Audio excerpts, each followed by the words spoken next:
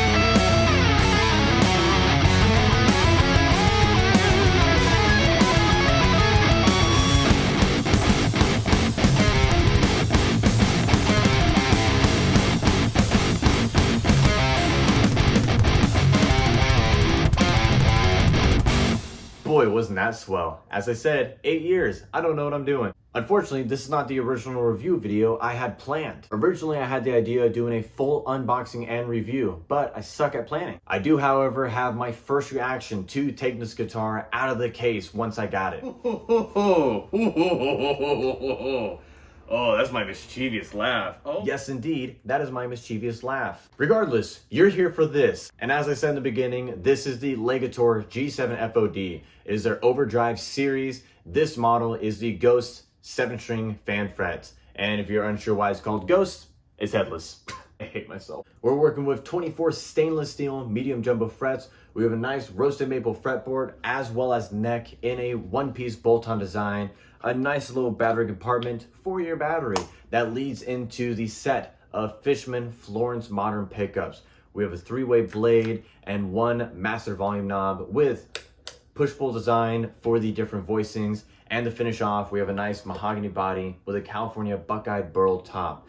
These models come in 2 different finishes, a black ice finish, as well as an Arctic satin finish, which is the one I currently have. Now, I've had this guitar for the last month, and I can honestly say I am blown away, not only by the playability, but the build quality itself. Now, I will let you know, I spent the last 2 months trying to find a Legator guitar in person so I could see what I actually thought about it in general with how it plays and with the brand itself. But that did not happen. Instead, I managed to try out a headless guitar, a 7-string guitar, and a fan fret 8-string guitar. Not once I was able to find a guitar that had let alone 2 of those things or all 3 in one. So I decided to take a chance, looked into Legator guitars, found this model, and decided to go for it. And it ended up being an amazing decision on my part. So my favorite things about the guitar is the shape of the neck, because it's really easy to play chords as well as play any solos with it. I also enjoy the contours on this body because it really gives you an ease of access to all 24 frets,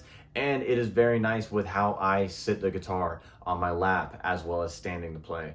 And something I look out for in equipment that I try to get nowadays is if I feel inspired by it. And you might be asking yourself what I mean by inspired by the equipment. And what I mean is if I go to a guitar store and I pick up any random guitar off the wall, is do I feel inspired by this? When I am playing, do I feel creative? And I can definitely say in the last month that I have had this guitar, I have had some of my best creative moments and favorite riffs so far.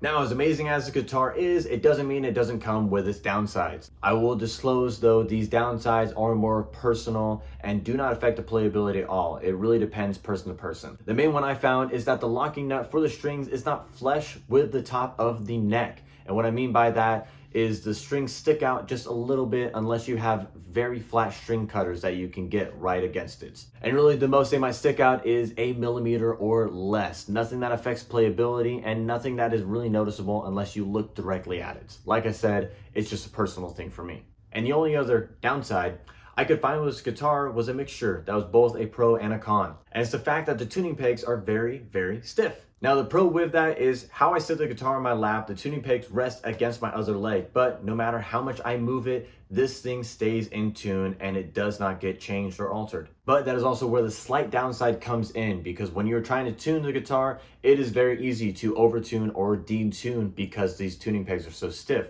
But with a little bit of patience and taking your time, once you get it in tune, it stays in tune. But besides those, this is honestly a fantastic and phenomenal guitar. I am honestly in love with it and I'm excited for all the stuff I'm going to make with it. And honestly, my experience with Legator and this guitar in general, I can definitely say this is not my last Legator guitar. But that's going to do it for the video today, you guys. Let me know how you liked it. If you want to know anything else about this guitar, please feel free to shoot me a message. I'll be glad to let you know anything else about it. If there's any kind of videos you would like me to do, whether it's on the equipment I currently use, the music I am working on, or anything you would like me to talk about, please let me know. I'd be glad to do that. But with that being said, I don't know how to end videos. Bye!